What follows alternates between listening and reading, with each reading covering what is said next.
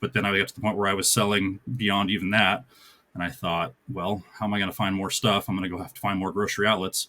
And so I got to the point where I was mapping out all the grocery outlets and kind of setting up like a itinerary of how I was going to start doing trips 150 miles or whatever, and then back. And then it got to the point where essentially Blaine, right there by the Canadian border in Washington State, and then worked my way down the I-5 corridor and hit 75 grocery outlets over the course of 5 days, and circle back and head to Wenatchee with a full U-Haul. Hi, and welcome to Your Selling Podcast. I'm your host, Nikki Kirk, aka Your Selling Guide. In 2017, I quit a steady corporate desk job to travel the US in an RV. Along the way, I started selling on Amazon, grew multiple successful businesses, and wound up back to my roots as a small town girl. Today, I am still doing what I love, selling on Amazon and helping other sellers start and grow their own online businesses. Each week on Your Selling Podcast, we will cover different aspects of selling online and highlight other sellers just like you and I. From part-time sellers creating extra income on the side to full-time sellers growing million-dollar businesses. Think of this as a sit-down with your Amazon bestie where we can learn and grow our online businesses together. Welcome to Your Selling Podcast. Hey crew, and welcome back to another episode of Your Selling Podcast. This week, I'm really excited to have Kyle Williamson as my guest. Now, Kyle is one of those people who just takes something and rolls with it. He is a classic entrepreneur, and he is thinking outside of the box to make the most of his Amazon business. I think you're just going to learn a thing or two about how you can grow and scale and try something different with your own Amazon business. Welcome, Kyle, to the podcast. Thank you for having me, Nikki. I am really excited to chat with you because just the little bit that you've told me about your Amazon journey is just so amazing and really intriguing to me. So I can't wait to jump in more. But what were you doing? Where were you at in your life when you found Amazon, and what got you into it? Well, I initially, when I was in my early 20s, I was working for casinos and realized that even before that, but certainly well after finally getting past high school and realizing that I wasn't going to go to school beyond that, I didn't like the idea of working for anybody but myself. And so I was immediately drawn towards whatever I could do to get out of the position of renting my time. And I was really into shows at the time that were kind of popping off, like Storage Wars and Pawn Stars. And I thought, well, it got to be fun to start a pawn shop.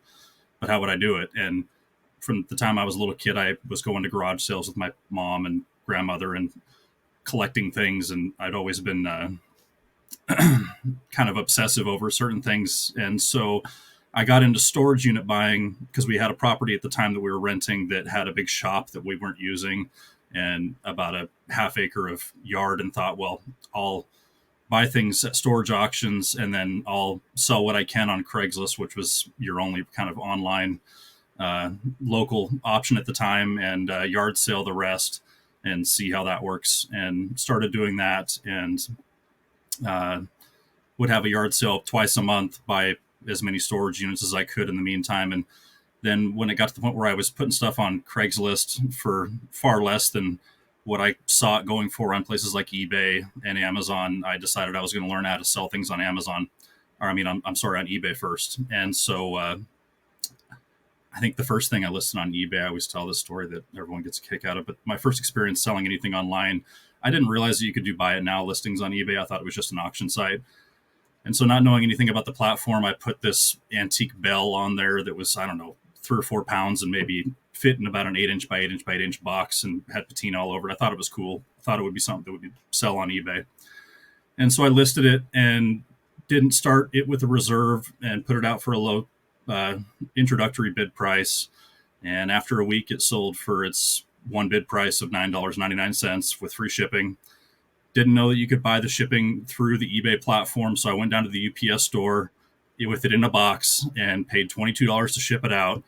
And after clearing $6 in the sale after fees and everything like that, I thought, this is stupid. I'm never going to do that again. And so I left eBay alone for a few months and decided I was going to give it another chance selling video games, because at least those were, 4 to 8 ounces and I couldn't get hurt that bad on shipping. And so I learned how to kind of really operate on the platform and that was successful for me for a while. It's just selling video games. And then I learned how to put more and more stuff on the platform and got to the point where I was doing a couple $1,000s a month in sales on there of the stuff that we'd gotten from storage units.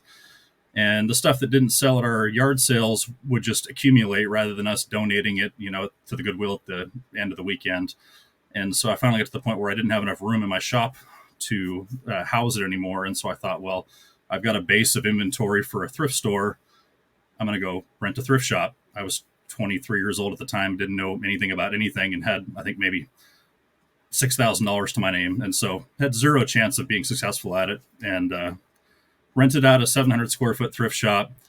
And within 3 months, I think we ended up doing really well. And because I had a basic understanding of how to use eBay, it started to kind of snowball into something. And then I didn't have a way of getting inventory anymore because I was always working at the store. It was just me there. And so I thought I wanted to do a pawn shop anyway. Maybe I'll start advertising that I'll buy stuff from people, from the general public, and having them bring it to me so that I can source without having to leave. And within 9 months, we had rented out the building next door, knocked the wall out, and doubled our square footage. And within another 4 months of that, we had gone from 1,500 square feet to 6,000 square feet, hired employees, and everything was going really well. And then I had started an Amazon account in 2013, and by the end of 2014, we were doing 400,000 a year in sales.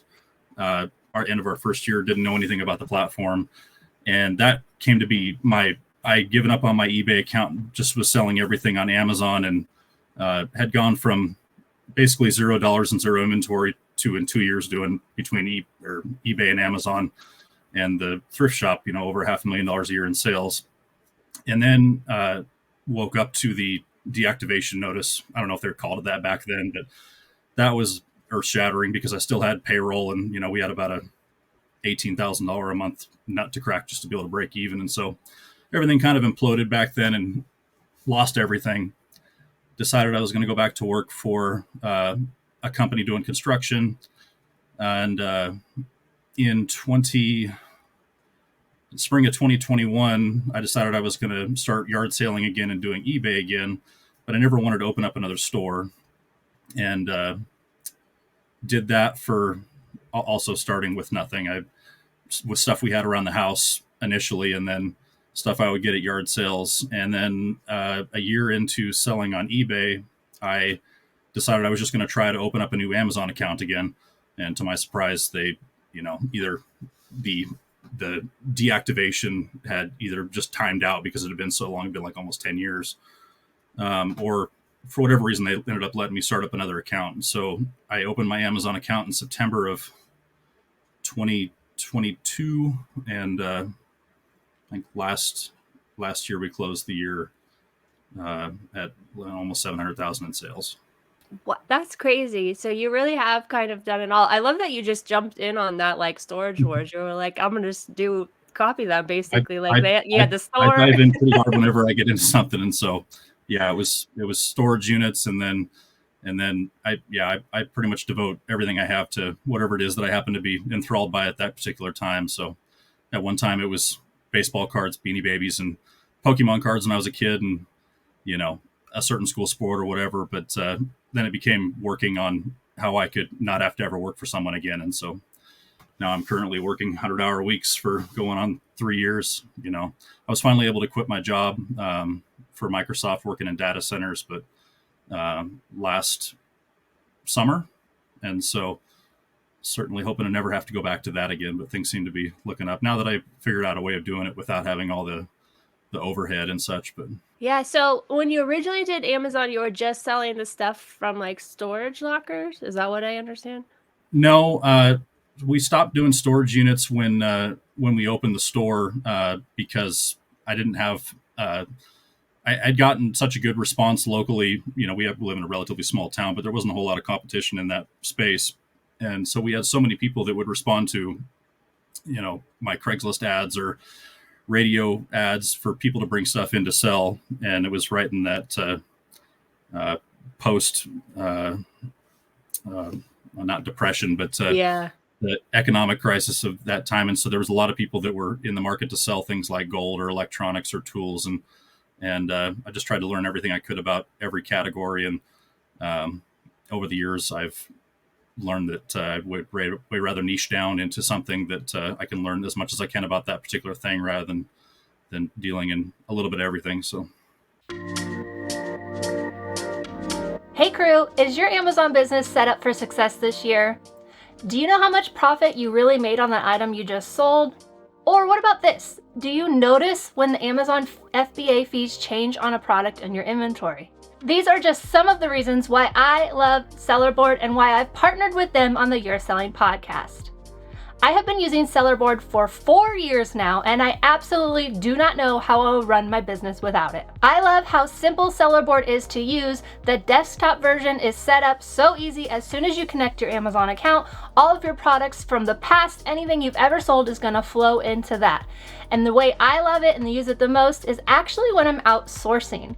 I have Sellerboard app right on my phone, and I can visually see the images of the products I'm selling today, yesterday, last month, last year, whatever I want to look at, I can see it in real time right on my Sellerboard app. Sellerboard is an affordable must-have tool for all Amazon sellers. And as listeners of this podcast, they have given you 2 months free to try it out for yourself. There's absolutely no credit card required to sign up, and you can cancel at any time. Head to yoursellingguide.com/sellerboardprofit to set up your free trial today. Again, yoursellingguide.com/sellerboardprofit to get your 2-month free trial today. So then now you're doing it since 2022. What model of Amazon selling are you doing now? When I started, I was doing all retail arbitrage.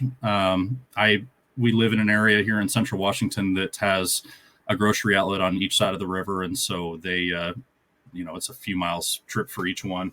And places like Lowe's and Home Depot. I tried Walmart, and I've never really had much success at it, and but was doing that for a while. And then when I started to find out that grocery outlet was going to be kind of my main focus, since I wanted to deal mostly in beauty products, I found certain things that I would like at each one, and then went to the point where I was coming in, every few days and filling up a few carts, and then realized that, I was only ever going to get so much of it that they were going to order and then bring in at that particular time every week whenever they got their shipments. And so I started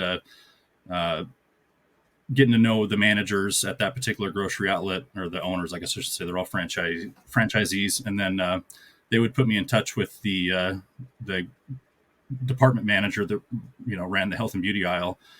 And I would say, this is how many of these things you guys have. Obviously, I bought all of them. I'd like to buy more. How can I make that happen? And then so once we got hooked up with the health and beauty department managers, I would got to the point where I was sending them lists of all the things that I was interested in, all the SKUs that I had found.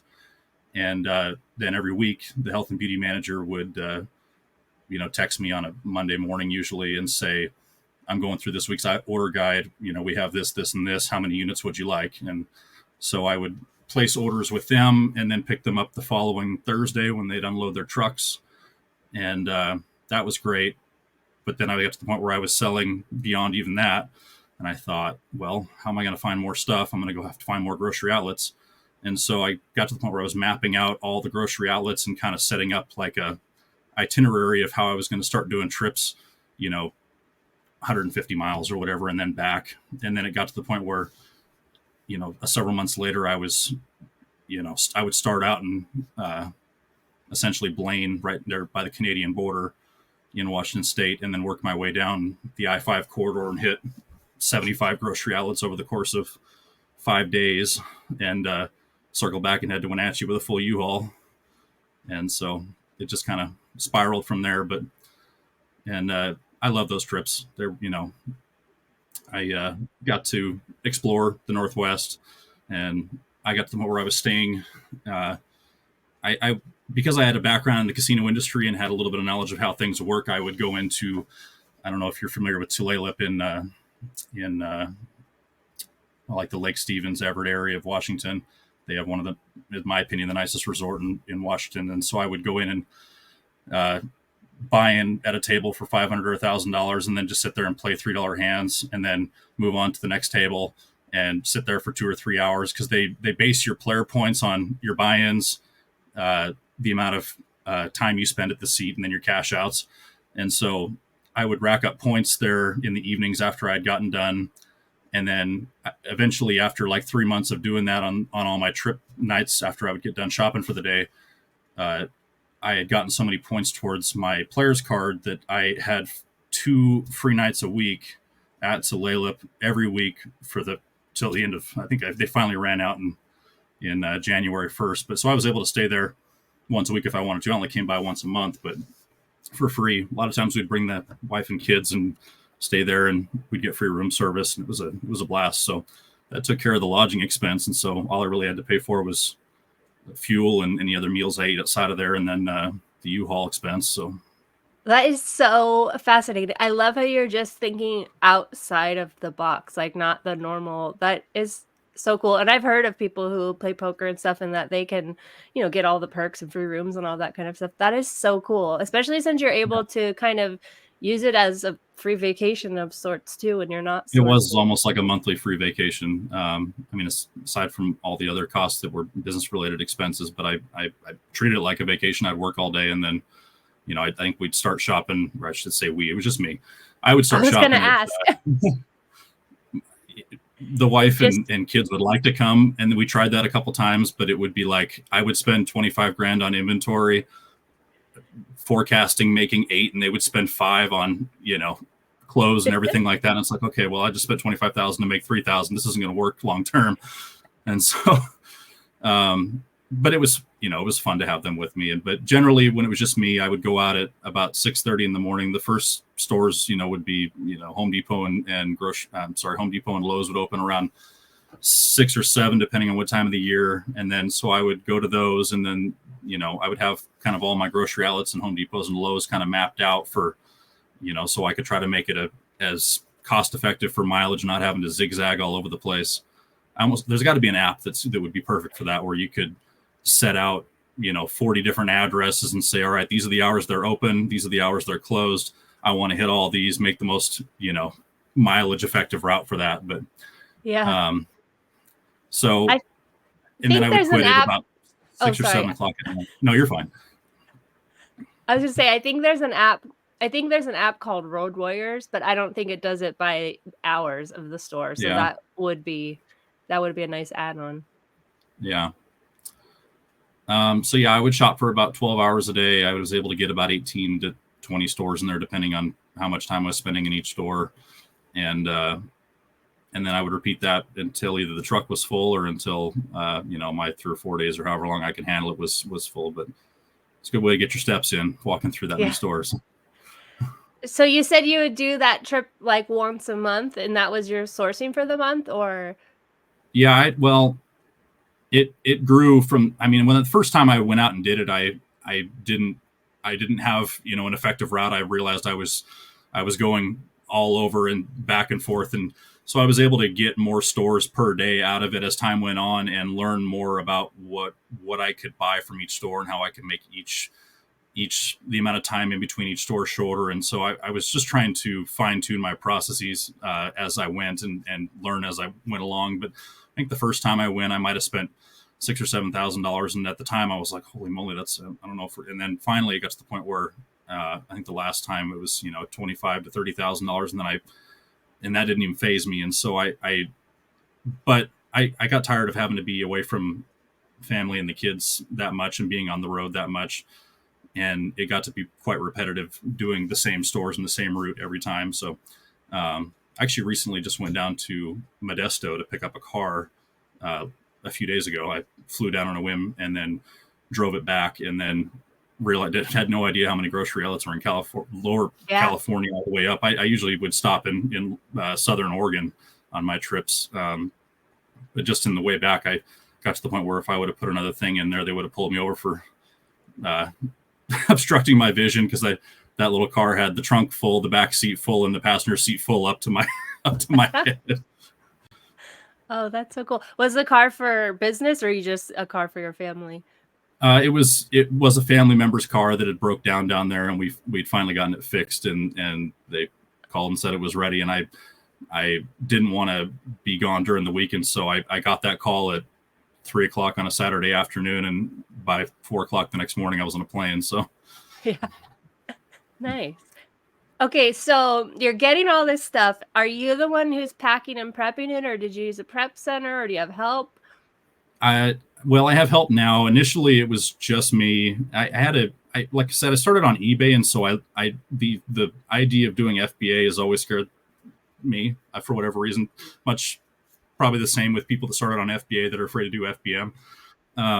But because I had that background, I've always been used to fulfilling my own orders, and the idea of, I know at the level I'm at now that if I want to scale any farther, my only option is to either hire more people or switch to an FBA model. But the idea of giving up that extra, 8 to 15% or whatever it costs to go the FBA route, times the amount of revenue that we're doing every year, I don't mind wrapping packages, and I like that kind of mindless 6 hour a day zone out period where I just sit there and wrap and listen to podcasts or watch television or whatever. And so I don't mind doing it, but I'm to the point now where I'm wrapping 40-50 hours a week, and I can't really scale beyond that without switching something. I'm either going to have more wrappers or switch to FBA. So still never done an FBA package in my entire selling career. That's crazy. Wow. Yeah. Okay, so how many orders a day are you doing? I can't believe you're doing that much FBM. That's just crazy. But like you said, it is very much like I started FBA and I was terrified of FBM. Now I'm fine with it, but I was really scared of it before I ever finally did it. Yeah. That's I do about crazy. 110 orders a day on Amazon and about 30 to 40 on eBay. And then we have I'm trying to learn the Walmart platform too. So nice. diversify. I'm also trying to learn the Walmart. I just signed up. It's still in the verification process. I'm supposed to be getting an email. That's where I'm at. I actually got rejected the first time, and I'm sitting here trying to figure out how that's possible. But so I'm still waiting to get that through. But I'm trying to safeguard myself because my sourcing mechanism is switched from doing all retail arbitrage to, for the most part, online arbitrage, but it's not your conventional going to Kohl's or Walmart or whatever website and buying. I'm doing all eBay to Amazon, or Mercari to Amazon flips, and then using eBay as a platform for returns or things that are, a lot of times I'll buy things that don't have a listing for them, but I know that they're profitable on eBay, and so they'll go in the cart anyway because I'm already there. And so but yeah, I don't know that I could continue on with just eBay, but I like having that as a temporary stopgap if I ever were to get that deactivation email again. But and that's kind of why I'm wanting to have Walmart as well as another option, because it seems like the price point on Walmart and Amazon are at least somewhat comparable, whereas eBay is so much farther down there that I can literally afford to buy my stuff from eBay to put on Amazon. Yeah. So are you still working with the grocery outlet stores to like order stuff and just kind of have that as a system in the background? I actually just started. I placed an order just a few days ago for the first time. I quit that in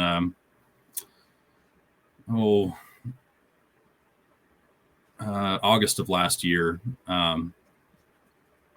It got to the point where I was placing orders with not just my East Wenatchee, my Wenatchee, but any of the managers or owners that I was able to get in good with. I think I was placing orders with about 8 different grocery outlets at one point. And then once a month, they knew that I would just come pick it up from their back room. So not only would I get to shop the store, but I would get to pick up, a few weeks worth of bulk orders too. And so that was nice. But I like going now. Like I said, probably 80% of the sourcing I do is eBay to Amazon or Mercari to Amazon. But I like to go out on Saturdays is usually when I'll go to both grocery outlets and Home Depot and Lowe's, and I'll do that once a week. And now that they're starting to get some things in, that for a while I went through kind of a dry spell of being able to find stuff, at least in the category that I was heavily focused on, which was the health and beauty. And so I kind of gave up on it and switched to pretty much all, hardware stores like Lowe's and Home Depot. But Now that they've started to get some more SKUs in that I am actively out looking for, I've started placing orders again. Nice. So now you said you have help now. Who is helping you? My 18-year-old stepson just graduated, and he is, I'm not sure if he's going to be taking a gap here or if he's planning on just going right into the workforce, but he's got kind of an entrepreneurial spirit too. And so he's seen me do this multiple times throughout his life. And my wife and I have been together for almost 15 years now. And so since he was a young kid, he's always kind of seen me doing whatever I could to kind of hustle up some kind of a secondary income. And he seems to be interested in that. His focus is mainly clothes. So he's trying I'm helping him launch his clothing store on eBay and a Poshmark closet as well. And he, now that everything is online arbitrage, that when, his kind of day starts off with when the packages show up at the house, he'll bring them in, go through, make sure that everything is as it should be. A lot of times when you're dealing with health and beauty stuff that gets delivered, a lot of times it'll show up with, leaking or broken or whatever because they didn't pack it well enough. And so he'll sort through all that and then prep what needs prepped and then bring it up all listed as I'm shipping packages. It'll go back out and then he puts it away. We've got about 600 square feet of garage space and then a 10 by 20 storage unit in the back. And then another 2-car garage that's a few miles away. So lots of storage. So he's kind of my gopher. He delivers the packages every day and then picks and preps everything. So is he working full-time or is it a part-time? About 30 hours a week. I mean, he could work full-time. I've told him that, there's full-time work to do, but he doesn't really have a schedule. He's the true independent contractor where I say, this is the things that need done. And you can do them at 2 p.m. or 2 a.m. I don't care. I just need this done on this day at this time for this much. So you don't necessarily have to say how much you're paying him, but how did you figure out like a wage or rate to pay him? I mean, he did the fast food thing for a while when he was a teen. And so I couldn't really put him to work for me for less than, in Washington State, I think minimum wage here's got to be close to $15 an hour. And so for the first couple months, he was working for $15 an hour cash. And then it eventually switched to him being a 1099 at $17 an hour. And I think if he continues to get it and want to continue going, it'll go up steadily, from there. So I'm always interested when people hire people because to just figure out how they pay them. Cause I know some people pay like bonuses by the job. I'm trying to think of the word of like, when you find something, it's like a perk. I guess it's a bonus. But that's not the word. But yeah, I've always been kind of averse to that because I don't mind paying. So when everyone first starts out, they're never worth what you're paying them, and then the goal is to get them beyond that point, and so you can actually start leveraging their hourly wage. And so I don't, while I'm training somebody, in all honesty, probably throughout the first year, you're probably losing money on just about every hourly employee, but that comes back. I mean, eventually they'll get to the point where they're worth more than what they produce, or producing more than what they cost. And so I never wanted to have to. I've got so much stress in my life having to try to keep up with this that having to try to piecemeal everything out is just one more thing. So how do you keep track of your inventory? Because it sounds like you have it in 3 different places. So I'm fascinated to know, like, how do you make SKUs up and like it has it where it's at, or how do you track it all? Yeah. So I've got, I love filing cabinets. Everyone hates filing cabinets, but for the perimeter of each, we'll call it room, essentially, I've got them lined with filing cabinets 4 tall. And then I've got the industrial Costco shelves that go, I basically got 4 aisles in each 2-car garage with shelves going all the way down it. And so I've got 32 Costco shelves, and then the perimeter's lined with 4 tall filing cabinets. And so each industrial Costco shelf has the 27-gallon Costco tote in it. And so I'm able to get 12 totes per shelf. And so each one of those has a number, and each drawer for each filing cabinet has a number. And so basically we've got essentially between all three areas, we've got 560 totes / drawers, and so you'll have a number. And so the first part of the SKU will be that number. So now we've narrowed it down to a shelf, or essentially, or a drawer, and then from there it'll have the price I paid, an expiration date if applicable. I don't really care where I bought it. I know, first of all, and nobody else. Sammy doesn't need to. My son doesn't need to know where it came from. That's just one more thing for me to have to figure or type in, and so I have expiration dates if necessary, so I can just quickly scan through my inventory and see if anything needs to be drastically marked down. And but yeah, and then a purchase price, and I'm good enough with numbers generally that I know just by looking at any purchase price less 15%, less my cost of goods, and that's kind of what I have to work with. And so and I know I've shipped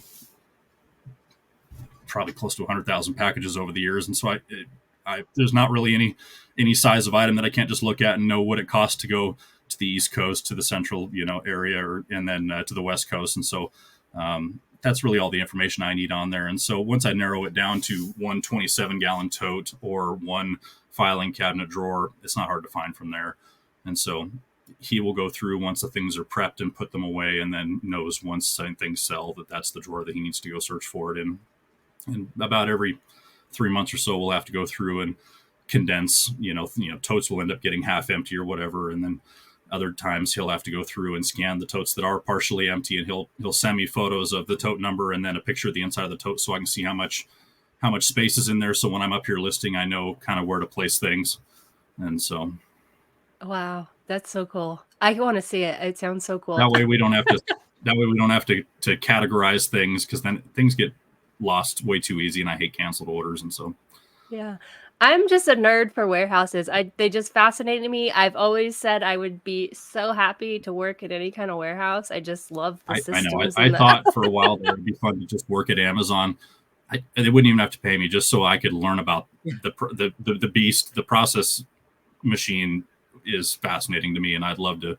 I feel like it'd be worth it just to learn how they do things, to be able to improve on your own. So yeah. Have you ever went to tour one of their warehouses? I haven't. We don't live close enough to any of them. We're about 120 miles in every direction from a warehouse, and so we're kind of, if you dropped a dart on the center of Washington, that's where we're at. And so you got Seattle's about 120 miles away, Spokane's about 170 miles away, and so those are about the two closest warehouses.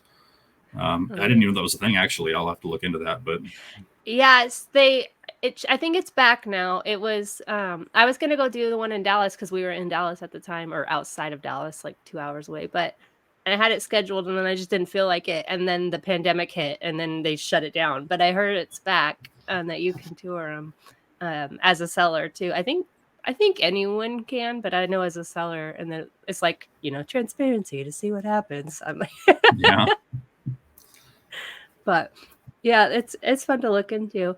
Okay, so you have this massive online business going. What is your dream for it? Like, what do you want out of this whole thing that you've made, or are you already living it? Yeah, that's hard to say. I feel like I'm living the dream most days, because I remember how much it sucks to have to wake up at a certain time and go to work for someone that you don't care about. And so, but so yes, to that extent, I am living the dream. I obviously have ambitions. I feel like everyone tells you that your goal should eventually be to, and I do have regrets about the amount of time I spend with my family because of this business. And so obviously I like to taper that back a little bit, but truly I love everything about it. And that's why I don't have any problem working 14 hours a day doing this, because I truly love it. And so I don't know that I'd ever be able to totally automate like a lot of the, selling coaches will try to teach. I'm obviously that from a scalability and profitability perspective, that's probably the way to get to the next level. But I like being inside of it and doing a lot of the silly grunt work, just because I feel like it makes me more well-rounded. And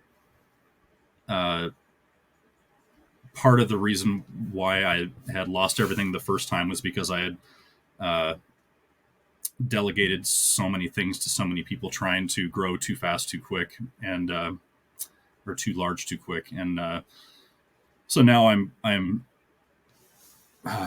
probably micromanage too many things too much, but I'd like to work a little bit less than I do now, and probably spend a little bit more time just sourcing and while still growing. I'd like to be able to get to the point where I could figure out a way to do an 8-figure business. I feel like we're on track to do a 7-figure business this year, and all through all FBM. I'd love to be able to do FBA or learn more about FBA for some of the products. The one thing I do like about FBM is that, so when I go, and obviously when I go to all these grocery outlets, I'm going very deep on a lot of things, because you can't go to 75 grocery outlets without.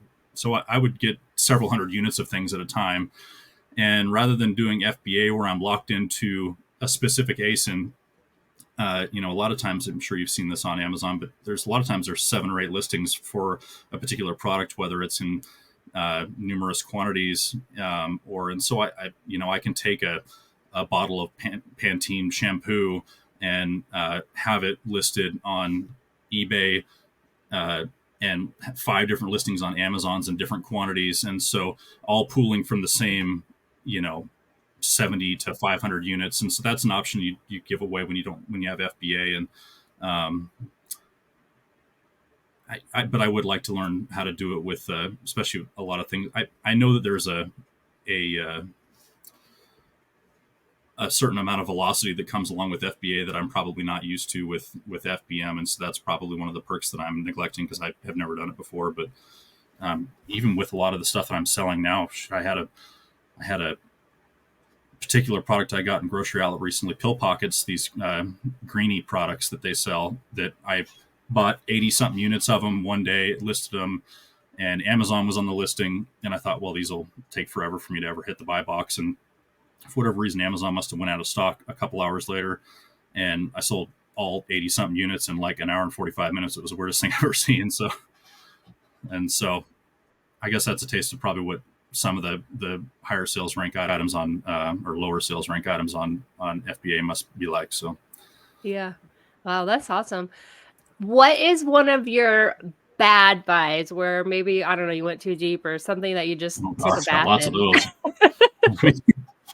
Let me open up some here. So one of the things that I've gotten better at over the years is not.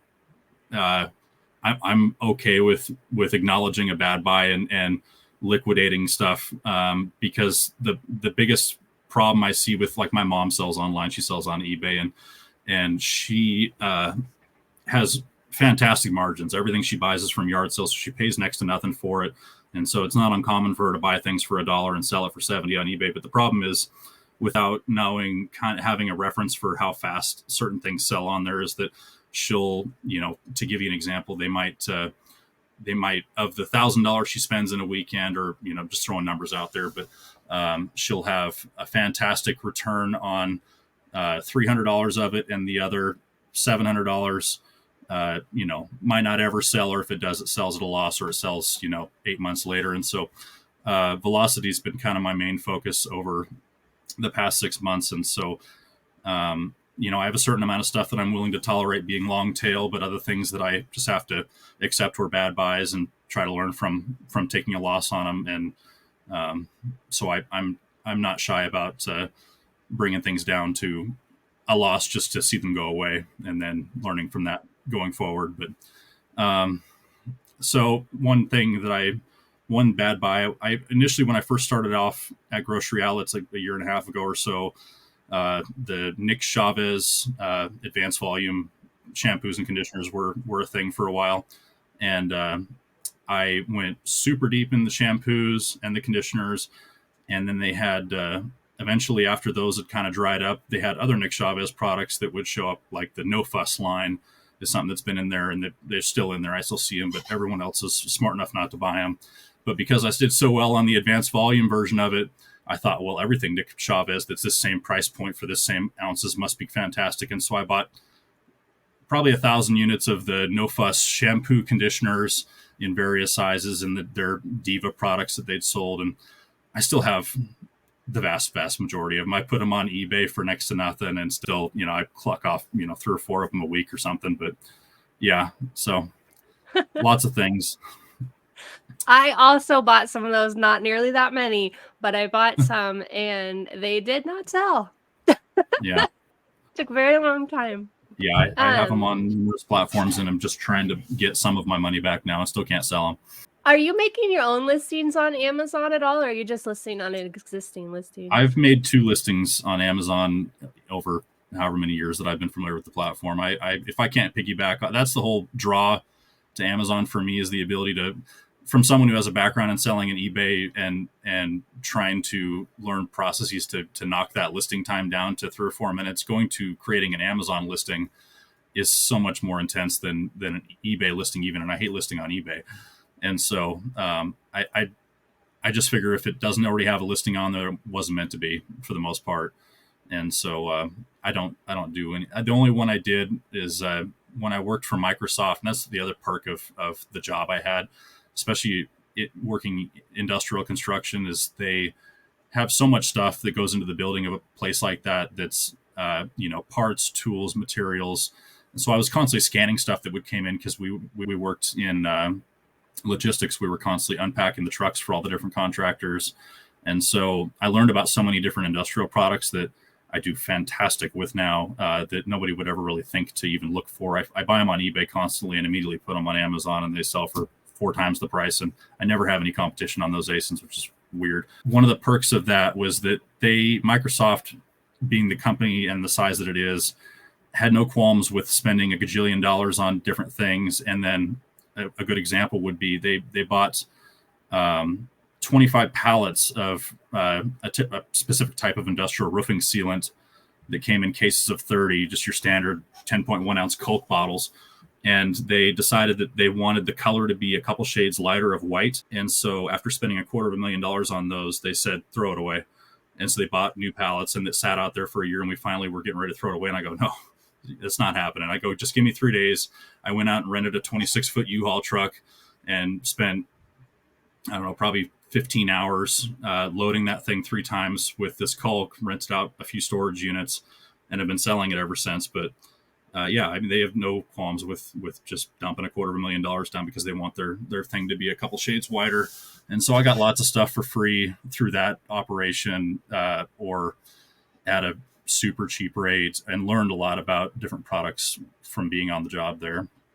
But that caulk I've had for some time. That was one that I actually created my own listing for it on there, because there was nothing from that particular brand. And so I've been selling those a case at a time for the last year and a half or so. I actually just shipped off my first pallet to somebody last week. Wow.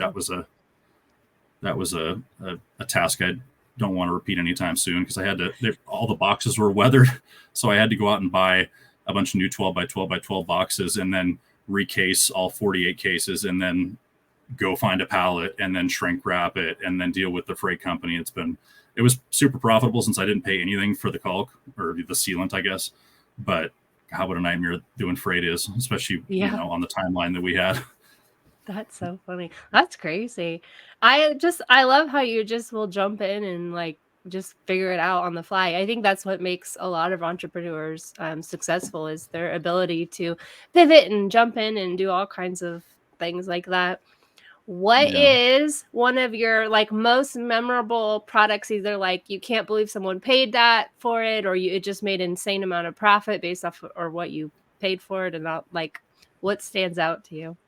God, probably stuff that I got back when I had the pawn shop years ago. Honestly, we had several times people would bring in, musical instruments that we didn't know anything about, or thought we did at the time. They turned out to be much more valuable than they thought they were. Or like both.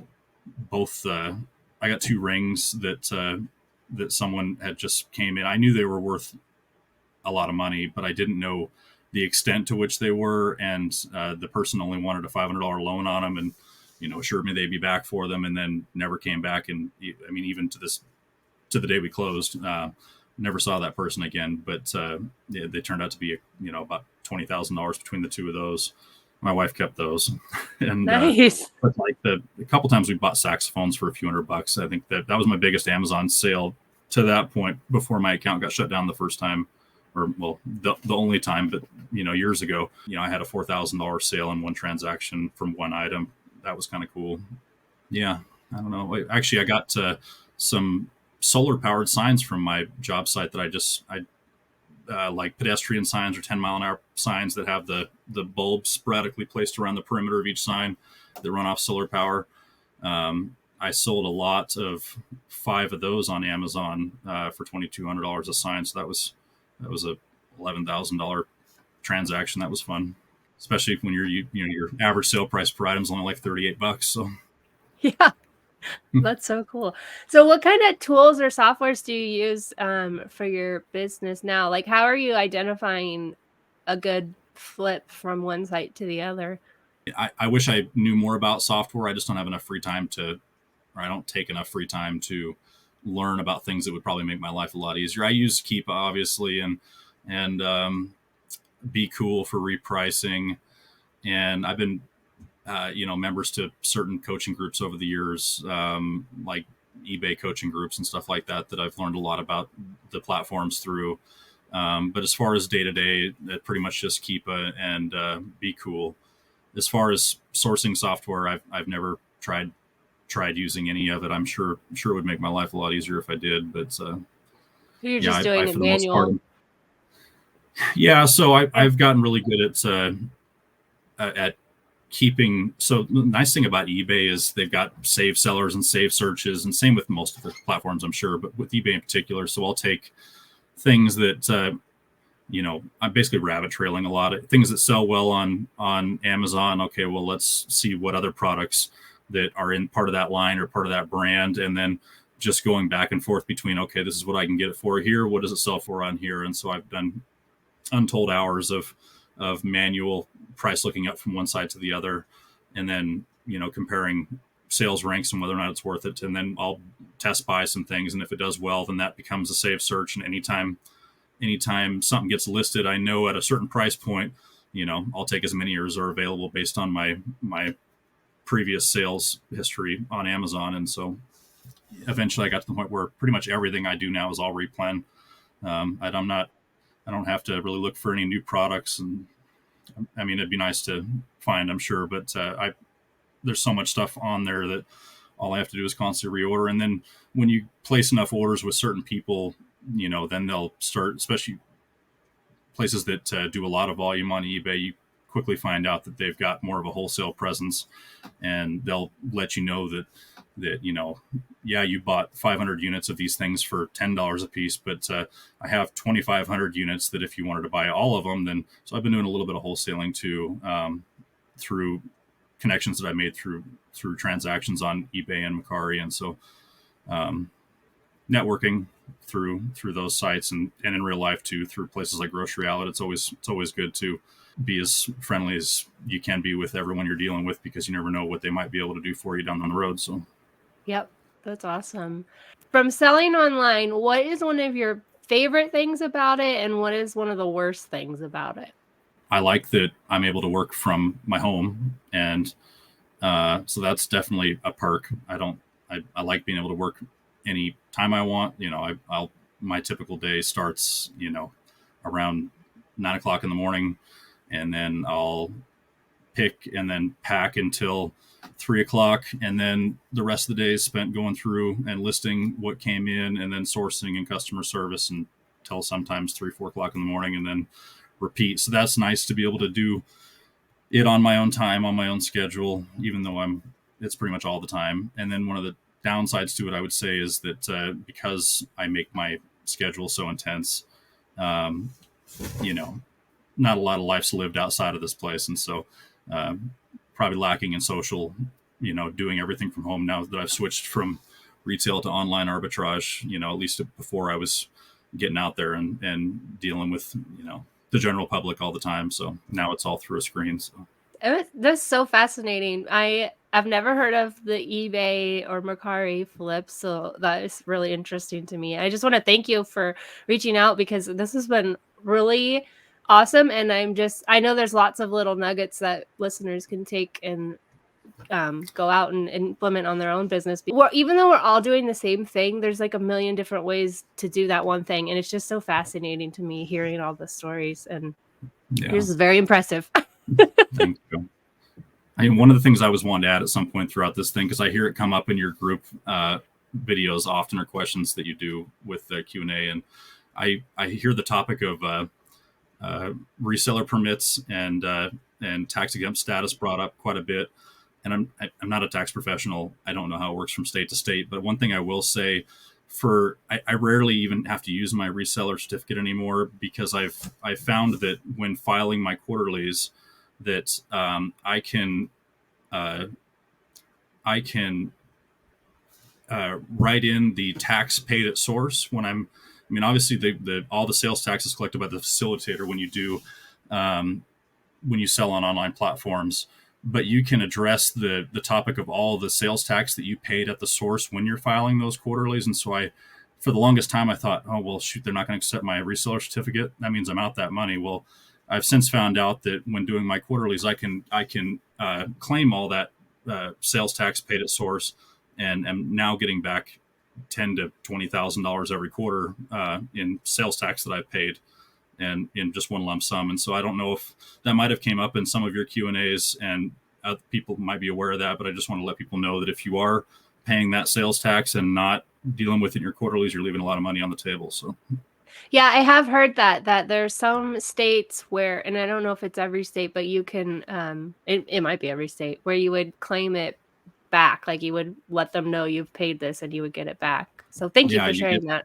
Get big refund checks if you actually claim it when you do your quarterlies. So nice. When you say your quarterlies, are you talking about the sales tax quarterlies, or with your Department of Revenue or whatever they call them in your state? So yeah. I just wanted to clarify, it wasn't the what is it, federal? Yeah, no, not with the IRS, but no, when you deal with your local Department of Revenue to address your sales tax collected over that Amazon or eBay collects for you over the course of that previous 3 months, that's where you can reconcile all that tax money that you've paid in if you don't choose to, or they don't accept you. Or a lot of grocery outlets don't accept tax exempt forms, and same with other retailers. Well, thank you, Kyle, for being on the podcast. I really enjoyed chatting with you. Yeah, you as well. That was a lot of fun. I hope you enjoyed this episode, and thank you again to Kyle for reaching out to me to be on the podcast. If you would like to be on the podcast, I would absolutely love to have you. Shoot me an email just like Kyle did at podcast@yoursellingguide.com, and I would love to schedule you and chat more and feature your story and your Amazon journey, or your Walmart journey, or your Poshmark journey, or your eBay journey. Whatever your online journey is, I would love to chat more with you. Email me again at podcast@yoursellingguide.com. And if you watched this video on YouTube, go ahead and hit subscribe. Or if you're listening to this on whatever podcast player you like to listen to it on, please leave me a review. It really means a lot, and I do appreciate it. Until next week, happy sourcing.